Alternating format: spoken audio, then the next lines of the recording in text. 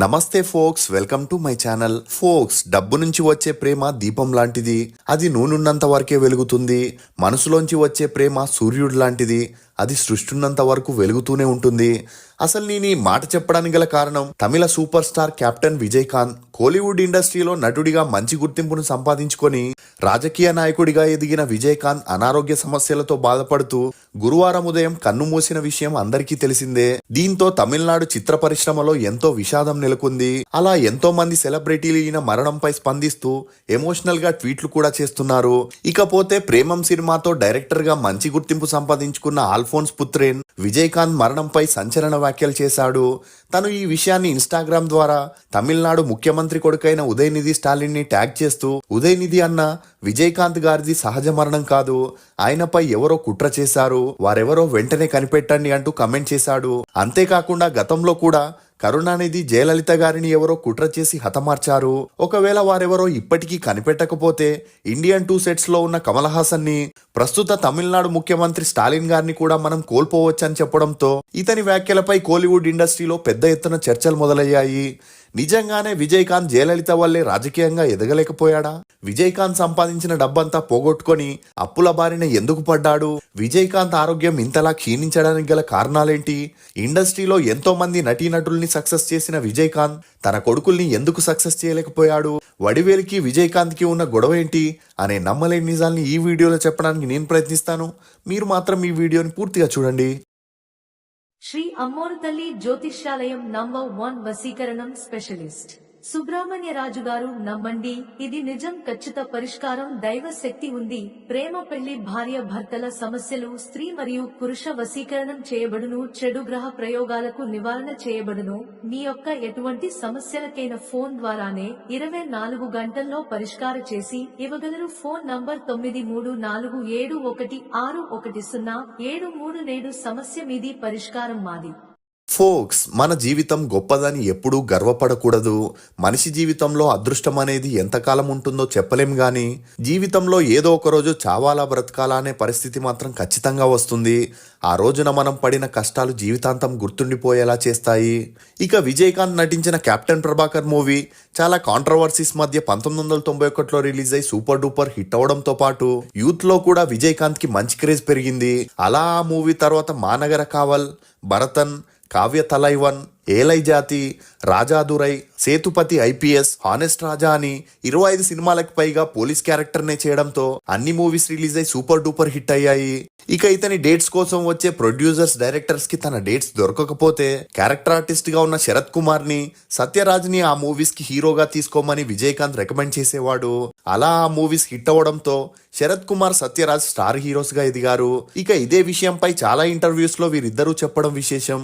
అదేంటంటే, అప్పట్లో ఎన్ని మూవీ ఆఫర్స్ వచ్చినా ఇతర హీరోస్ చేసేవారు. దీంతో మాలాంటి ఆర్టిస్టులు హీరో అయ్యే ఛాన్స్ ఉండేది కాదు. కానీ విజయకాంత్ మాత్రం వారికి భిన్నంగా ఉంటూ తనతో పాటు తనలాగే కష్టపడేవారు ఎదగాలని తన డేట్స్ కోసం వచ్చే ప్రొడ్యూసర్స్ కి, డైరెక్టర్స్ కి విజయకాంత్ తమ పేరుని రికమెండ్ చేయడం వల్లే ఈ రోజు వారు ఆ స్థాయిలో ఉన్నారని శరత్ కుమార్ మరియు సత్యరాజ్ చెప్పుకొచ్చారు. ఇక ఇదిలా ఉంటే విజయకాంత్ కి క్లోజ్ ఫ్రెండ్ అయిన డైరెక్టర్ ఎస్ఏ చంద్రశేఖర్ తన కొడుకైన విజయ్ ని హీరోగా పెట్టుకుని నాలయ తీర్పు అనే మూవీ చేయగా అందులో విజయ్ యాక్టింగ్ ఎక్స్ప్రెషన్స్ ఫ్లాట్ గా ఉండడంతో ఆ మూవీ ఫ్లాప్ అయింది. ఇక తనకి లైఫ్ ఇచ్చిన విజయకాంత్ కి మంచి క్రేజ్ ఉండడంతో విజయ్ మూవీలో విజయకాంత్ తో ఒక సపోర్టింగ్ రోల్ చేపిస్తే ఆ మూవీ హిట్ అయి విజయ్ కి జనాల్లో మంచి గుర్తింపు వస్తుందని ఎస్ఏ చంద్రశేఖర్ ప్లాన్ చేశాడు. ఇక అలా స్టార్ హీరోగా ఉన్న విజయకాంత్ ని అడగగా అందుకు విజయకాంత్ ఇమ్మీడియట్ గా ఒప్పుకొని సెందుర పాండి అనే మూవీలో యాక్ట్ చేయడం జరిగింది. ఇక ఈ మూవీ 1993లో రిలీజ్ అయి సూపర్ డూపర్ హిట్ అవడంతో విజయ్ కి మంచి గుర్తింపు వచ్చి బ్యాక్ టు బ్యాక్ సినిమాల్లో అవకాశాలు వెతుక్కుంటూ వచ్చాయి. ఇక ఇదే విధంగా విజయకాంత్ సూర్యతోనూ పెరియన్న అనే మూవీ చేయగా ఆ మూవీ 1999లో రిలీజ్ అయి బ్లాక్ బస్టర్ హిట్ అయి అప్పటి వరకు ఫ్లాప్ హీరోగా ఉన్న సూర్యకి మంచి గుర్తింపు వచ్చి బ్యాక్ టు బ్యాక్ సినిమాల్లో అవకాశాలు రావడం మొదలయ్యాయి. ఇక అలా విజయకాంత్ డేట్స్ దొరకని వారు అతనితో తమ మూవీలో ఒక గెస్ట్ రోల్ ని చేపిస్తే ఆ మూవీ బాగా ఆడుతుందని అతను లక్కీ పర్సన్ అనే వార్తలు ఇండస్ట్రీలో స్ప్రెడ్ అయ్యాయి. అలా విజయకాంత్ ని ఎవరైనా రిక్వెస్ట్ గా గెస్ట్ రోల్ చేయమని అడగగా కాదనకుండా అతను యాక్ట్ చేసేవాడు. దీంతో అప్పట్లో కొత్త ప్రొడ్యూసర్స్, డైరెక్టర్స్ కి ఇతను కామధేను అనే చెప్పొచ్చు. ఇక విజయకాంత్ కి ఒక స్టోరీ నచ్చితే అతను కొత్త డైరెక్టరా, ఎక్స్పీరియన్స్డా అని చూసేవాడు కాదు. ఇక ఇలా ఉన్నప్పుడే విజయకాంత్ కి 1993 ఏప్రిల్ 6న షణ్ముఖ్ పాండ్యన్ అనే కొడుకు, 1995లో విజయ్ ప్రభాకరన్ అలగర్ స్వామి అనే మరో కొడుకు జన్మించాడు. ఇక ఇదిలా ఉంటే విజయకాంత్ తండ్రి తన ఆస్తిని విజయకాంత్కి మరియు తన అన్నలకి 2000 సంవత్సరంలో పంచడంతో ఆ డబ్బుతో విజయకాంత్ 2001లో తన తల్లి తండ్రి పేరు మీద శ్రీ ఆండాల్ అలగర్ ఇంజనీరింగ్ కాలేజ్ అని స్థాపించాడు. అలా ఆ కాలేజ్కి తన భార్యని చైర్పర్సన్ గా నియమించి ఇతను షూటింగ్స్ లో బిజీగా ఉండేవాడు. అంతేకాకుండా ఇతను 90sలో హైయెస్ట్ రెమ్యూనరేషన్ తీసుకున్న హీరో అనే చెప్పొచ్చు. అలా తను సంపాదించిన డబ్బుతోనే కళ్యాణ మండపాలని, స్కూల్స్ని, కొన్ని ల్యాండ్స్ని కూడా కొనడంతో పాటు చెన్నైలోని సాలిగ్రామంలో ఒక పెద్ద ఇల్లుని కూడా కట్టుకున్నాడు. ఇది మాత్రమే కాకుండా కొత్త డైరెక్టర్స్ని ఎంకరేజ్ చేయాలని కెప్టెన్ సినీ క్రియేషన్ అనే ఒక ప్రొడక్షన్ హౌస్ని కూడా స్టార్ట్ చేసి మొదటిగా వల్లరుసు అనే మూవీలో తనే హీరోగా దేవయానిని హీరోయిన్గా పెట్టుకొని మూవీ చేయడం జరిగింది. ఇక ఈ ప్రొడక్షన్ బాధ్యతల్ని తన బామ్మర్ది అయిన ఎల్కే సుదేశ్ చూసుకోవడం గమనార్హం. అలా ఈ మూవీ రిలీజ్ అయి హిట్ అవడంతో అదే బ్యానర్లో నరసింహ, తిన్నావన్, అరసాంగం అని 9 మూవీస్కి పైగా ప్రొడ్యూస్ చేయడం విశేషం. ఇక 1979లో స్టార్ట్ అయిన విజయకాంత్ సినిమా జర్నీ 2004 వరకు సక్సెస్ఫుల్ గా దూసుకుపోయింది. కానీ ఆ తర్వాత కూడా రిపీటెడ్ గా అదే police, military, leader, village person characters ని చేయడంతో జనాలకి విజయ్, సూర్య లాంటి హీరోల్ని చూసి విజయకాంత్ ని చూడడానికి కాస్త బోర్ కొట్టింది. ఇక అలా నెరింజ మనసు, పేరారసు, ధర్మపురి, శబరి అనే మూవీస్ చేసిన అవన్నీ రిలీజ్ అయ్యి బ్యాక్ టు బ్యాక్ ఫ్లాప్ అవడంతో విజయకాంత్ సినిమాలకి బ్రేక్ ఇచ్చి తను అనుకున్నట్టే ఎంజీఆర్ లాగా రాజకీయాల్లోకి వెళ్లి జనాలకి సేవ చేయాలనుకున్నాడు. ఇక అలా అప్పట్లో విజయకాంత్ రాజకీయాల్లోకి వస్తున్నాడనే వార్తలు డిఎంకే, ఏడీఎంకే పార్టీలో వ్యాపించడంతో విజయకాంత్కి వాళ్ళు ఓపెన్ ఆఫర్లు ఇచ్చేవారు. ఇక అలా విజయకాంత్ తమ పార్టీలో చేరితే మినిస్టర్ పదవిని ఇస్తామని చెప్పడంతో విజయకాంత్ తనకున్న క్రేజ్ ని చూసి తనే ఒక సొంత పార్టీని పెట్టాలని డిసైడ్ అయి డిఎండికే అనగా దేశీయ మురపొక్కు ద్రావిడ కలగం అనే పార్టీని స్థాపించాడు. ఇక అలా 2006లో జరిగిన సార్వత్రిక ఎన్నికల్లో డిఎండికే 234 సీట్లలో పోటీ చేయగా అప్పట్లో విజయకాంత్ కి ఉన్న క్రేజ్ ను చూసి తప్పకుండా సీఎం అవుతాడని తమిళనాడులో అందరూ అనుకున్నారు. దీంతో తను ఇన్నాళ్ళు సంపాదించిన స్కూల్స్ ని, కాలేజెస్ ని ఎలక్షన్ కోసం తాకట్టు పెట్టాల్సి వచ్చింది. ఇక ఇదిలా ఉంటే 2006 ఎన్నికల తర్వాత డిఎండికే పార్టీ 234 సీట్లకి గాను 1 సీట్ని మాత్రమే గెలుచుకుంది. అది కూడా విజయకాంత్దే అవ్వడం గమనార్హం. ఇక కొన్ని సర్వేల ప్రకారం 2006 ఎలక్షన్స్ లో జయలలిత పార్టీ విన్ అవ్వాల్సి ఉండేది. కానీ విజయకాంత్ వల్లే ఆ ఓట్లు డివైడ్ అయి డిఎండికే పార్టీ మొత్తానికి 28 లక్షల ఓట్లు రావడంతో కరుణానిధి సీఎం అయ్యాడని చెప్పొచ్చు. ఇక అలా ఒకవైపు విజయకాంత్ ఎమ్మెల్యేగా ఉంటూ మరోవైపు సినిమాల్లో యాక్ట్ చేయడం మొదలెట్టాడు. ఇక జనాలకి కనెక్ట్ అవ్వాలంటే పొలిటికల్ కథ ఉన్న మూవీస్ నే చేయాలని డిసైడ్ అయి ఎంగలాసన్ అనే మూవీని మొదలెట్టాడు. అందులో తనకి మంచి స్నేహితుడైన వడివేలుకి ఒక క్యారెక్టర్ ని ఇవ్వడం జరిగింది. నేను ఆల్రెడీ వడివేలు అన్నోన్ ఫ్యాక్ట్స్ గురించి 2 పార్ట్స్ గా వీడియోస్ చేశాను. కమెంట్ సెక్షన్ లో లింక్ ఇస్తాను, చూడని వారుంటే తప్పకుండా చూడండి. ఇక తను రాజకీయాల్లో ఎదగాలంటే కొన్ని డైలాగ్స్ ని వడివేలు లాంటి ఫెమిలియర్ కమెడియన్స్ తో చెప్పిస్తే జనాల్లో బాగా వర్కౌట్ అవుతుందని విజయకాంత్ డైరెక్టర్ కి చెప్పగా ఆ డైరెక్టర్ వడివేలుకి కొన్ని డైలాగ్స్ ఇవ్వడం జరిగింది. అందులో మన జీవితాలు బాగుపడాలంటే ఇతనే మన నాయకుడు అవ్వాలని ఉండడంతో ఆ డైలాగ్ ని వడివేలు చెప్పడానికి వెనకడుగు వేసి నేను త్వరలో రాజకీయాల్లోకి వెళ్లాలనుకుంటున్నాను. ఇప్పుడు ఈ డైలాగ్స్ ని చెప్పి డిఎంకే, ఏడీఎంకే పార్టీలకి శత్రువు అవ్వలేను, ఈ డైలాగ్స్ ని మార్చండి అని చెప్పడంతో అక్కడే ఉన్న విజయకాంత్ వడివేలుతో నువ్వు డబ్బులు తీసుకున్నది డైరెక్టర్ చెప్పే డైలాగ్స్ ని చెప్పడానికి గాని ఆ డైలాగ్స్ లో తప్పొప్పులు చెప్పడానికి కాదు అని చెప్పడంతో అందుకు వడివేలు మీరు చెప్పిందల్లా చేసేందుకు నేను మీ పనోడిని కాదని అక్కడి నుండి వెళ్ళిపోతుంటే విజయకాంత్ వడివేలు షర్ట్ ని పట్టుకోగా అందుకు వడివేలుకి కోపం వచ్చి తిరిగి విజయకాంత్ కాలర్ పట్టుకోవడంతో ఆవేశాన్ని తట్టుకోలేని విజయకాంత్ ఆ లొకేషన్ లో అందరి ముందు వడివేల్ని కొట్టడం జరిగింది. ఇక ఆ అవమానాన్ని తట్టుకోలేక వడివేలు ఆ సెట్ నుండి వెళ్ళిపోయాడు. ఆ తర్వాత కమిడియన్ పాత్రకి సెంధిల్ని రీప్లేస్ చేసి ఆ మూవీ షూటింగ్ ని కంప్లీట్ చేయడం జరిగింది. అలా ఈ విషయంపై విజయకాంత్ వడివేలు మీద పగ పెంచుకున్నాడు. ఎందుకంటే వడివేలు రాజకీయాల్లోకి రావాలనుకుంటే తన సొంత పార్టీ ఉండగా బయట పార్టీలో చేరుతా అని చెప్పడంతో అప్పటి నుండి వడివేలుని విజయకాంత్ టార్గెట్ చేశాడు. ఇక ఇదిలా ఉంటే 2008లో విజయకాంత్ అన్నయ్య చనిపోయినప్పుడు అంతిమ దర్శనానికి వచ్చిన కొంతమంది వడివేలు ఇంటి ముందు కార్స్ ని పార్క్ చేయగా అలా ఎంతసేపైనా ఆ కార్స్ ని తీయకపోయేసరికి వడివేలు క్రికెట్ బ్యాట్ తో ఆ కార్ అద్దాలని పగలగొట్టడం జరిగింది. ఇక అక్కడే ఉన్న కొంతమంది ఇది చూసి కోపంతో వడివేలు ఇంటి మీదకి రాళ్లు విసిరి అద్దాలని పగలగొట్టి ఇంటి లోపల ఉండే ఫర్నిచర్ ని కూడా నాశనం చేసి వడివేలుని కొట్టడంతో ఈ పనిని విజయకాంతే చేపించాడని అటెంప్ట్ మర్డర్ కేసు కింద కంప్లైంట్ ఇవ్వడం జరిగింది. అలా ఈ ఇష్యూ చాలా సీరియస్ అవ్వడంతో మరుసటి రోజే విజయకాంత్ ప్రెస్ మీట్ పెట్టి ఆ గొడవకి నాకు సంబంధం లేదు, నేను చేయని తప్పుకి ఇలా కంప్లైంట్ ఇవ్వడం సరికాదు, నేను నా అన్న చనిపోతే ఆ బాధలో ఉన్నా అని చెప్పడంతో ఆ తర్వాత ఏం జరిగిందో ఏమో తెలియదు కానీ వడివేలు కంప్లైంట్ని వాపస్ తీసుకున్నాడు. కానీ అప్పటి నుండి విజయకాంత్ మీద పగ పెంచుకున్న వడివేలు సరైన టైం కోసం వెయిట్ చేస్తుండేవాడు. ఇక ఇదిలా ఉన్నప్పుడే విజయకాంత్కి మందు స్మోకింగ్ అలవాటు ఎక్కువైంది. దీంతో పార్టీ మీటింగ్స్ కి తరచూ తాగేసి వెళ్లి సంబంధం లేకుండా మాట్లాడేవాడు. ఇక అప్పట్లో మీడియా ఇంతలా యాక్టివ్ గా లేకపోవడంతో ఎవరు దీన్ని అంతలా పట్టించుకునేవారు కాదు. ఇక ఇదిలా ఉన్నప్పుడే 2006లో విజయకాంత్ పార్టీ వల్లే అధికారంలోకి రాలేకపోయిన జయలలిత 2011 ఎలక్షన్స్ లో ఎలాగైనా గెలవాలని విజయకాంత్ పార్టీతో అలయన్స్ అయింది. ఇక విజయకాంత్ ఏడీఎంకే పార్టీలోకి చేరాడనే విషయం తెలుసుకున్న వడివేలు విజయకాంత్ని 0 ఓట్లతో ఓడించాలని కరుణానిధి పార్టీ అయిన డిఎంకేలో చేరి ప్రచారంలో విజయకాంత్ ఒక తాగుబోతాడని, అమ్మాయిలు లేకుండా అతను ఒక్కరోజు కూడా ఉండలేడని, అలాంటి వాడిని గెలిపిస్తే ఊర్లో బార్లు తప్ప డెవలప్మెంట్ ఉండదని వడివేలు పలు రకాల కమెంట్లు చేశాడు. అంతేకాకుండా జయలలిత పర్సనల్ లైఫ్ గురించి కూడా విమర్శించాడు. ఇక ఈ మాటల్ని విజయకాంత్ అంతలా పట్టించుకోలేదు గాని జయలలిత మాత్రం ఎలక్షన్స్ అయ్యేంత వరకు వేచి చూసింది. ఇక అలా 2011 ఎలక్షన్స్ లో 41 నియోజకవర్గాల్లో డిఎండికే పార్టీకి జయలలిత అవకాశం ఇచ్చింది. దీంతో తమిళనాడు ప్రజలంతా ఏడీఎంకే పార్టీకి జయలలిత తర్వాత నెక్స్ట్ వారసుడు విజయకాంత్ అనే ప్రచారాన్ని మొదలెట్టారు. ఇక అలా ఎలక్షన్స్ తర్వాత డిఎండికే 41 సీట్లకి పోటీ చేయగా విజయకాంత్ 29 సీట్లని విన్ అయితే జయలలిత 193 సీట్లకి పోటీ చేయగా 150 సీట్లు గెలిచి విజయకాంత్ సపోర్ట్ లేకుండానే తనే సొంతంగా గవర్నమెంట్ ని ఫామ్ చేసింది.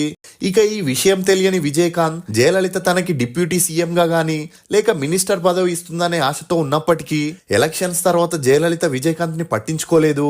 ఇక ఇదే విషయంపై మాట్లాడాలని విజయకాంత్ జయలలితని కలవడానికి ప్రయత్నించగా జయలలిత మాత్రం కలిసేది కాదు. దీంతో సహనం కోల్పోయిన విజయకాంత్ మీడియా ముందుకు వచ్చి జయలలితని విమర్శిస్తూ తనకి కూడా ఒక టైం వస్తుందని, అప్పుడు జనాలు నీకు తప్పకుండా బుద్ధి చెప్పి ఇంట్లో కూర్చోబెడతారని చెప్పడం జరిగింది. అంతేకాకుండా అపోజిషన్ లీడర్ గా ఉన్న విజయకాంత్ అసెంబ్లీలో జయలలితతో ఆవేశంలో వాగ్వాదానికి దిగి నా వల్లనే నువ్వు గెలిచావు, అంటే నా వల్లనే నువ్వు సీఎం అయ్యావు, ఇప్పుడు నన్నే పక్కన పెట్టేస్తావా, నిన్ను నెక్స్ట్ ఎలక్షన్స్ లో జనాలు ఇంట్లో కూర్చోబెట్టకపోతే నా పేరు విజయకాంతే కాదని ఆవేశంలో విజయకాంత్ జయలలితకి ఛాలెంజ్ చేయడం జరిగింది. ఇక అందుకు జయలలిత కూడా ఆవేశంగా విజయకాంత్ కి సవాల్ చేస్తూ ఇంట్లో కూర్చునేది నువ్వో నేనో చూద్దామని చెప్పి అక్కడి నుండి వెళ్ళిపోవడం జరిగింది. ఇక అలా జయలలిత విజయకాంత్ మాటల్ని సీరియస్ గా తీసుకొని ఒకవైపు వడివేలు సినిమా కెరియర్ ని స్పాయిల్ చేస్తూ మరోవైపు విజయకాంత్ ని రాజకీయంగా ఎదగనివ్వకుండా అడ్డుకునేది. ఇక అదే సమయానికి సోషల్ మీడియా యాక్టివ్ అవ్వడంతో విజయకాంత్ పార్టీ మీటింగ్స్ లో తడబడి మాట్లాడినా, తాగేసి నోటికొచ్చినట్టు తిట్టినా ఆ వీడియోస్ ని కలెక్ట్ చేసి సోషల్ మీడియాలో ట్రోల్ చేయడం మొదలెట్టారు. ఇక ఆ ట్రోల్ వీడియోస్ ఎక్కువగా రావడంతో అప్పటి వరకు విజయకాంత్ సినిమాల్లోని కెప్టెన్ లాగా జనాల కోసం పోరాడతాడని, అంతేకాకుండా విజయకాంత్ ని తమ బ్లాక్ ఎంజీఆర్ గా అనుకున్న జనాలకి విజయకాంత్ ట్రోల్ వీడియోస్ ని చూసి కామెడీ పీస్ లాగా అనిపించడం మొదలైంది. అలా ఇతని వీడియోస్ ని చూసి అందరూ నవ్వుకోవడం మొదలెట్టారు. ఇక అలా రోజు రోజుకి విజయకాంత్ కి జనాల్లో క్రేజ్ తగ్గడంతో తాను జనాల కోసమే ఉన్నానని వారికి తెలియజేయాలని 2012లో కెప్టెన్ టీవీ మరియు కెప్టెన్ న్యూస్ అనే శాటిలైట్ ఛానల్ ని స్టార్ట్ చేశాడు. ఇక ఇదిలా ఉంటే తన పెద్ద కొడుకైన షణ్ముగ పాండ్యన్ని తన వారసుడిగా సినిమాల్లోకి తీసుకురావాలని విజయకాంత్ తన ఓన్ ప్రొడక్షన్ లో సగాప్తం అనే మూవీని ప్లాన్ చేశాడు. ఇక అందులో గెస్ట్ రోల్ కోసం స్టార్ హీరోగా ఉన్న విజయ్ ని అడగగా అతను అందుకు ఒప్పుకోలేదు. దీంతో విజయకాంతే ఆ మూవీలో గెస్ట్ రోల్ లో నటించాడు.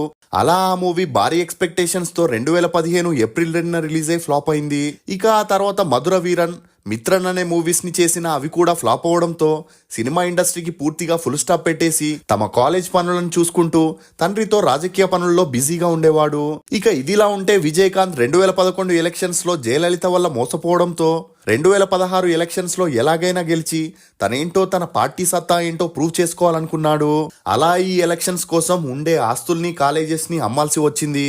మరోవైపు ఈ ఎలక్షన్స్ ని చాలా ప్రెస్టేజ్ గా తీసుకున్న జయలలిత కూడా 2016 ఎలక్షన్స్ లో డబ్బుని నీళ్ళలాగా ఖర్చు పెట్టి విజయకాంత్ ని ఘోరంగా ఓడించి ఇంట్లో కూర్చోబెట్టాలనుకుంది. ఇక అలా విజయకాంత్ 234 సీట్ల కోసం పోటీ చేయగా ఒక్క సీట్ను కూడా గెలవకపోవడంతో పాటు డిపాజిట్స్ ని కూడా కోల్పోయాడు. దీంతో పార్టీ మొత్తానికి 2 లక్షల ఓట్లు రావడం జరిగింది. మరోవైపు జయలలిత 234 సీట్లకు గాను 135 సీట్లను గెలుచుకొని మళ్ళీ సీఎం అయింది. ఇక ఇదిలా ఉంటే విజయకాంత్ ఘోర పరాజయాన్ని చూసిన రజనీకాంత్ అప్పటికే తను సొంతంగా పార్టీని స్టార్ట్ చేసినా కూడా వెనకడుగు వేసి విజయకాంత్ పరిస్థితి తనకి రాకూడదని పార్టీని మూసేశాడు. ఇక విజయకాంత్ ఈ రాజకీయాల వల్ల తను సినిమాల్లో అప్పటి వరకు సంపాదించిన ఆస్తులన్నీ పోగొట్టుకొని అప్పుల బారిన పడాల్సి వచ్చింది. అలా తన కొడుకుల్ని సినిమాల్లో సక్సెస్ చేయలేక తను కూడా రాజకీయాల్లో సక్సెస్ అవ్వకపోవడమే కాకుండా తనని ఒక కామెడీ పీస్ లాగా మీడియాలో చూపించడంతో విజయకాంత్ మానసికంగా చాలా కృంగిపోయాడు. అంతేకాకుండా తనకి నమ్మిన బంటువుల్లా ఉన్న క్లోజ్ ఫ్రెండ్స్ కూడా డిఎండికే పార్టీ నుండి ఏడీఎంకేలో చేరడంతో ఈ బాధని తట్టుకోలేక ఎక్కువగా తాగుడికి స్మోకింగ్ కి బానిసవడంతో హెల్త్ కూడా అప్సెట్ అయింది. దీంతో 2017లో విజయకాంత్ హాస్పిటల్లో చేరగా 2 కిడ్నీలు ఫెయిల్ అవ్వడంతో ఇమ్మీడియట్ గా కిడ్నీ ట్రాన్స్ప్లాంట్ ని చేశారు. ఇక ఆ మధ్యలోనే డయాబెటీస్, బీపీతో పాటు గ్యాంగ్రీన్ కూడా రావడంతో 2 కాళ్ళలోని 6 వేలని తీసేయడం జరిగింది. అలా ఆ తర్వాత ఏ ప్రాబ్లం లేదని అందరూ అనుకున్నారు. ఇలా ఉన్నప్పుడే 2020లో విజయకాంత్ కి హార్ట్ ప్రాబ్లం రావడం, అందుకు ఆపరేషన్ కూడా చేపించగా ఆ తర్వాత కరోనా కూడా రావడంతో ఇతని పరిస్థితి విషమంగా మారింది. ఇక ఆ మధ్యలోనే విజయకాంత్ మరణించాడనే వార్తలు కూడా హల్చలైన ఆ తర్వాత అతని భార్య మీడియా ముందుకు వచ్చి ఆ రూమర్స్ ని కొట్టిపాడేసింది. ఇక 2017 తర్వాత డిఎండికే పార్టీ బాధ్యతలన్నీ విజయకాంత్ భార్య చూసుకుంటూ వచ్చింది. ఇక ఇదిలా ఉంటే 15 రోజుల క్రితమే డిఎండికే వర్కింగ్ కమిటీ మీటింగ్ లో పాల్గొన్న విజయకాంత్ అటు ఇటు కదలని స్థితిలో చూసిన అభిమానులంతా చెలించిపోయారు. అలా 2 రోజుల తర్వాత విజయకాంత్ కి ఊపిరి పీల్చుకోవడం కష్టమై హాస్పిటల్లో చేర్పించగా చెక్ చేసిన డాక్టర్లు కరోనా సోకడం వల్లే విజయకాంత్ ఆరోగ్యం క్షీణించిందని చెప్పారు. ఇక అలా శ్వాస సమస్యలతో పరిస్థితి విషమంగా మారడంతో వెంటిలేటర్ పై వైద్యులు చికిత్స అందించినప్పటికీ ఫలితం లేకుండా పోయింది. ఇక అలా విజయకాంత్ తన 71 ఏటకి డిసెంబర్ 28న తన సినీ రాజకీయ అభిమానుల్ని శోకసంద్రంలో ముంచి కానరాని లోకానికి వెళ్లిపోయారు. ఇక విజయకాంత్ హెల్త్ చాలా సీరియస్ అవ్వడంతో తన కొడుకు పెళ్లి చూడాలని 1 నెల క్రితమే ఎంగేజ్మెంట్ ని జరిపించగా ఆ పెళ్లి చూడకుండానే వెళ్లిపోవడం చాలా బాధాకరమనే చెప్పొచ్చు. ఇప్పటి వరకు కెప్టెన్ విజయకాంత్ గారు 150కి పైగా సినిమాల్లో యాక్ట్ చేయడం జరిగింది. ఇక తన నటనకి గాను 3 తమిళనాడు స్టేట్ అవార్డ్స్ ని, 2 ఫిలింఫేర్ అవార్డ్స్ తో పాటు తమిళనాడు గవర్నమెంట్ నుండి కలైమామని అవార్డుని కూడా అందుకున్నారు. ఇక తమిళ్లో విజయకాంత్ నటించిన రమణ, గజేంద్ర, ఛాలెంజ్ లాంటి 50కి పైగా మూవీస్ ని తెలుగులో రీమేక్ చేశారు. మీకు కెప్టెన్ విజయకాంత్ నటించిన సినిమాల్లో ఫేవరెట్ ఏదనేది కమెంట్ సెక్షన్ లో తప్పకుండా తెలియజేయండి. ఫోక్స్, పైకి కనిపించేదంతా మంచి కాదు, మనకు కనిపించని ప్రపంచం కూడా ఉంది. మనం నమ్మినంత వరకు అందరూ నటిస్తూనే ఉంటారు. ఒక్కసారి ఎదురు తిరిగి నిజాలు మాట్లాడితే వారి అసలు రంగు బయట పెడతారు. ఆ దేవుడు విజయకాంత్ గారి ఆత్మకి శాంతిని చేకూర్చి ఆ బాధని భరించేంత శక్తిని వారి కుటుంబానికి ఇవ్వాలని సిఆర్ వాయిస్ తరపు నుండి కోరుకుందాం. ఇది ఫోక్స్ కెప్టెన్ విజయకాంత్ గారి గురించి కొన్ని నమ్మలేని నిజాలు. ఈ వీడియో మీద మీ అభిప్రాయాన్ని కమెంట్ సెక్షన్ లో తప్పకుండా తెలియజేయండి. For more interesting videos please subscribe to CR voice. Thank you.